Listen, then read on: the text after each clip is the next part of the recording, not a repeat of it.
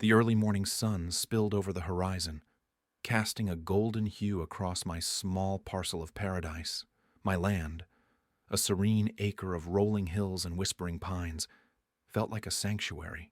It was here that I found solace, the gentle rustle of leaves in the breeze.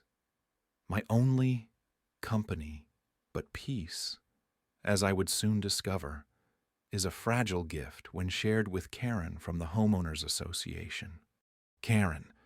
Her name alone was enough to send ripples through the community. She was a force of nature, her presence as loud as a summer thunderstorm, with her clipboard clutched tightly in her grasp. She patrolled the neighborhood with the fervor of a monarch guarding her kingdom. Rules were her gospel, and we were her reluctant disciples. Our first encounter was not without its ironies. I had been tending to the wildflowers at the edge of my property, their vibrant colors a joyful rebellion against the uniformity Karen so cherished. She appeared, a silhouette against the morning sun, her shadow stretching long and imposing. Without so much as a greeting, she surveyed my land with the scrutiny of a drill sergeant, her eyes narrowed on the delicate blooms, her lips pursed in disapproval. Silence stretched between us, heavy and expectant. Her sudden edict was as sharp as a practiced blade, a mandate, not a request. My land, she declared, was in violation of some obscure ordinance. I had too much nature, too little manicure.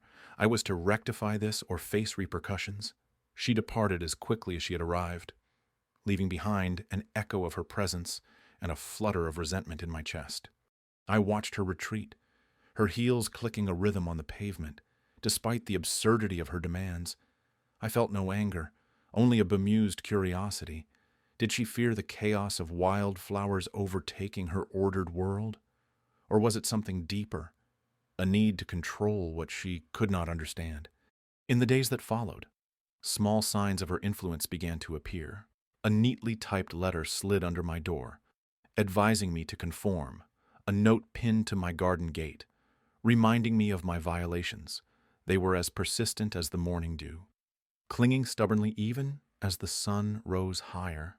I responded, not with confrontation, but with quiet defiance. I let the wildflowers grow, their riotous colors a tapestry against the monotony, and in their vibrant beauty, I found a whisper of rebellion. Each morning, I took solace in the small victories, the triumphant bloom of a new bud, the gentle hum of bees drawn to the nectar. These were my reminders that life, like nature, thrived in diversity and unpredictability. Karen's attempts at control were like a pebble tossed into a river. They caused ripples, but the water flowed on, undeterred. My land remained a refuge, a place where nature was free to unfurl its untamed beauty. And so, I waited, biding my time with patience as my ally. I knew that when pushed too far, even the gentlest of souls must eventually push back. My quiet resolve was my answer, my plans quietly taking shape beneath the rising dawn, for on these very hills, a new kind of freedom would soon awaken. The morning sun crept over the horizon, casting long shadows that stretched across the patchwork of neatly trimmed lawns and pastel facades. The air was crisp, the kind of crisp that whispered promises of a day too perfect for the chaos that would surely unfold. I watched from my window as it bathed the neighborhood in a golden light, a stark contrast to the brewing storm orchestrated by Karen. Karen, the self-appointed queen of the Homeowners Association, had taken her crusade to new heights. Her absurdity, once a mere whisper in the symphony of suburban life, had crescendoed into a deafening roar. Like an artist of chaos, she splattered rules across the canvas of our lives, each more ridiculous than the last. Her latest masterpiece, a decree that transformed my land into a campground of idle threats and petty citations. I glanced at the latest missive pinned to my door, its edges fluttering in the morning breeze, a notice, inked in Karen's unmistakable scrawl, accusing me of violating some vague ordinance. The ink was a deep, aggressive black, as if by force alone it could bend reality to her will. It was the fourth one this week. I chuckled, a sound that felt foreign and bitter in the quiet of my kitchen. The HOA had become her kingdom, a realm ruled by gossip and hearsay. Neighbors who once waved from their porches now whispered behind cupped hands, their eyes darting between their lawns and mine, as if my yard held the secrets of some suburban scandal. I had become the villain in Karen's tale, a role thrust upon me with an absurdity that would be comical were it not so infuriating. But Karen underestimated me. She mistook my quiet demeanor for complacency. My land was no campground. It was a sanctuary, a place teeming with life and solitude. She wanted a battle, and I would give her one, not with words or papers pinned to doors, but with a spectacle so grand, even the sun would pause in its arc to bear witness. I wandered through my garden, the dew-drenched grass cool underfoot, listening to the world wake around me. The scent of earth and possibility mingled in the air. My plan was as clear as the morning sky. Karen had pushed too far, and it was time to tip the scales. I lingered by the fence that separated my land from the road, the wood cool and rough beneath my fingers. The plan was simple, elegant in its defiance. I would turn this land into a place of true spectacle, a testament to freedom and rebellion. I would conjure a vision so vivid and alive it would echo through the halls of suburbia. A bull run at dawn.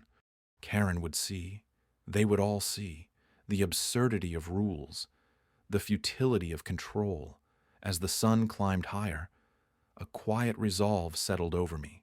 I was not merely reacting, I was creating, and in this creation, I would find not just victory, but liberation. The sun was fully risen now, casting its glow upon my land, a canvas awaiting the stroke of morning's chaos. My heart beat with the rhythm of quiet defiance. Karen had her rules, her gossip, her kingdom of pettiness, but I had something far more potent, the power of imagination and the will to set it free. As I turned back toward the house, a single thought echoed in the stillness. Let the bull run begin. The dawn air was sharp, a blade drawn across the skin. I stood at the edge of my property, the outlines of dawn barely visible on the horizon, painting the sky in shades of defiance. The night had been long, a tapestry woven with threads of silent preparation. Karen, the queen of relentless order, had turned my land into a mockery, a campground for the restless and discontented. Her reign was unchecked, her gavel, the echo of 1,000 petty decrees. But this was my land, and today it would roar back. The distant sound of engines rumbled through the morning mist. My heart matched its rhythm, steady and determined. I had spent weeks documenting all the chaos, children running wild, tents sprouting like weeds, campfires smoldering under the disapproving gaze of the HOA. I had given Karen enough rope, and now she would hang herself with it. The evidence was meticulous, a symphony of small betrayals, photos, timestamps, and the ever-present hum of annoyed neighbors fed my growing case. But it wasn't enough for me to just win in the sterile halls of an HOA meeting. Justice needed flesh and bone, a spectacle that would etch itself into the minds of all who witnessed. Enter the bull run. At first, it was just an idea, a fantasy born from frustration. But as I lay awake night after night, it crystallized into a plan as solid as the earth beneath my feet. No one expected the quiet neighbor, the one who was all nods and gentle smiles, to orchestrate something so audacious. The irony tasted sweet, like the first bite of forbidden fruit. The trucks came to a halt, their presence a silent promise of what was to come. I had invited a small, trusted group to witness the dawn's event, those who had suffered beside me under the weight of Karen's tyranny. They gathered quietly, eyes wide with anticipation, whispers curling into the cold air like smoke. The gate opened, and out they came, bulls, with muscles coiled like springs, eyes dark and knowing. They moved with a grace that belied their size, a testament to the power that lay coiled within. They were magnificent, untamed beasts that would carve a new memory into this land. I watched them thunder down the hill, their hooves beating a war drum. The tents shuddered under their charge.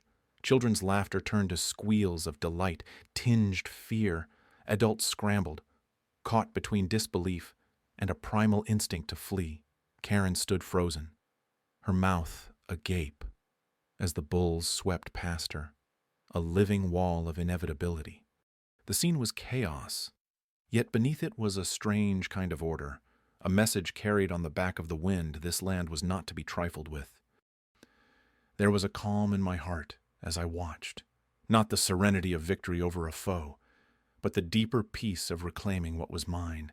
The parade of bulls faded into the distance, their presence lingering like an echo. Karen would have to pick up the pieces now. She would return to her HOA meetings, her complaints and dictates ever more shrill. But now, with the knowledge that her control was an illusion, the community had witnessed her unraveling. She was diminished, her power made fragile by the weight of her own actions. I turned away from the spectacle, the morning sun warm against my skin. The air was still, a balm on the chaos of the recent past. A new day had begun, and with it, a new chapter.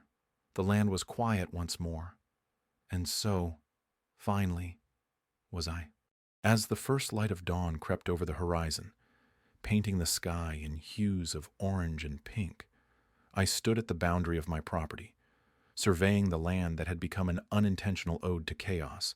The campers were still asleep, their tents dotting the field like peculiar mushrooms after a storm, oblivious to the brewing tempest of consequences. Karen had been thorough in her quest to transform my land into a bustling campground. Her relentless campaign of flyers, social media posts, and word of mouth had turned my once serene property into a hub for weekend adventurers seeking solace from the city. She'd achieved her goal, but now she faced the aftermath of her machinations. I had spent weeks in quiet preparation. I knew Karen's strength lay in her noise, her ability to rally people with her insistent and shrill demands. My strength, however, lay in silence, in the quiet corners of the law, in the spaces where whispers had more power than shouts. I had researched, consulted with legal experts, and meticulously crafted my plan, each step a deliberate march towards reclaiming my peace. The details were buried in legalese, in the Byzantine language of land use and property rights, a few well-placed calls, a strategically filed petition. It was all about timing, and the time had come. A faint rustle behind me signaled the arrival of the sheriff, a steadfast figure clad in a crisp uniform, carrying the weight of authority like an old friend. No words were necessary. He understood the gravity of his task. With a nod, he moved towards the tents, his presence an undeniable reminder of the law. I watched as campers emerged, blinking in confusion, their morning stretching interrupted by the reality of trespassing notices and the insistence that they vacate. It was not their fault, really. They were unwitting participants in Karen's vendetta, mere pawns in her game. The irony wasn't lost on me. The very rules Karen had exploited to create this mess were now the same rules escorting her plans off my land. She had mistaken my silence for weakness, not realizing that silence has its own kind of thunder. As the tents were dismantled and the vehicles slowly rumbled away, a peculiar calm settled over the land. The air, once thick with disruption, grew lighter, carrying with it the scent of dew on grass and the promise of a new beginning. In the end, it wasn't about revenge. It was about restoration. And there, in the soft morning light, as the last of the campers drove away, my land reclaimed its dignity. Karen would seethe, no doubt, her arsenal of complaints depleted, her machinations unraveled. But I had learned long ago that some battles are won not by force, but by patience. I turned and walked back towards my home, feeling the earth firm beneath my feet, the silence a symphony, the dawn a witness. The bull run had begun, not with the clamoring of hooves, but with the quiet certainty of justice finding its way. Dawn slipped quietly across the horizon, painting the sky in layers of soft oranges and muted blues. The air was still, holding its breath in anticipation. My land, once a battlefield of petty grievances and relentless manipulation, stood in the glow of early morning like a sleeping giant, waiting for its cue. Karen had turned it into a campground, a testament to her overreach, her self-imposed dominion over things that didn't belong to her. She relished control like a queen clinging to an eroding kingdom. But now, the ground beneath her rule was shifting. The preparations had been silent, subtle orchestrations carried out under the veil of night and early morning fog. The local farm, a kindred spirit in defiance, had provided the necessary ensemble. Cattle, grand and unyielding, had been herded under the cover of darkness.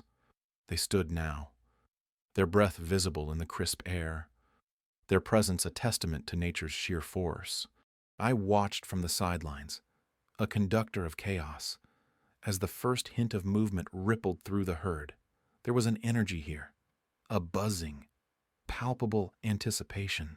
It was different from the hostile gatherings Karen orchestrated, where neighbors were reduced to pawns in her twisted game. This was primal, raw, beautiful in its simplicity. The first bull thundered forward, a cascade of muscle and purpose. Others followed, a river of life flowing over the land, erasing the remnants of Karen's reign with each powerful stride. The earth trembled beneath them, a symphony of hooves that resonated with the core of the earth itself.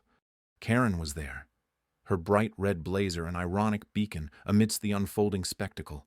Her face was a portrait of bewilderment and impotent fury.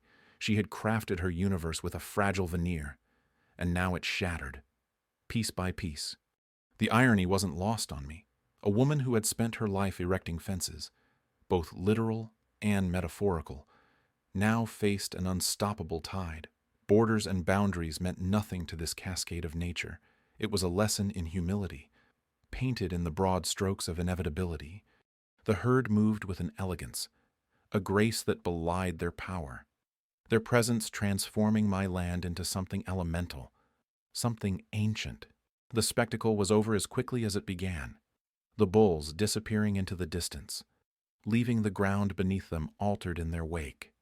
Karen stood motionless, the weight of realization heavy on her shoulders. Her community, once under her thumb, now whispered with new life, new possibilities.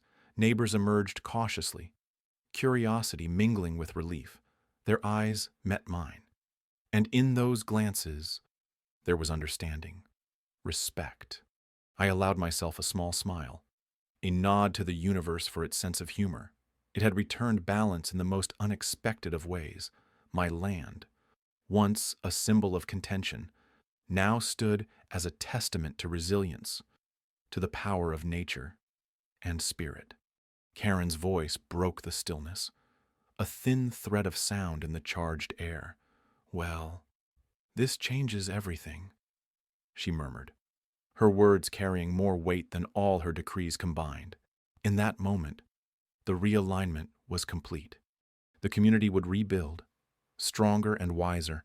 Karen would remain, perhaps chastened, perhaps not, but her power, like the morning mist, had dissipated, and the land, now a canvas for new beginnings, lay ready, awaiting the dawn of what could be.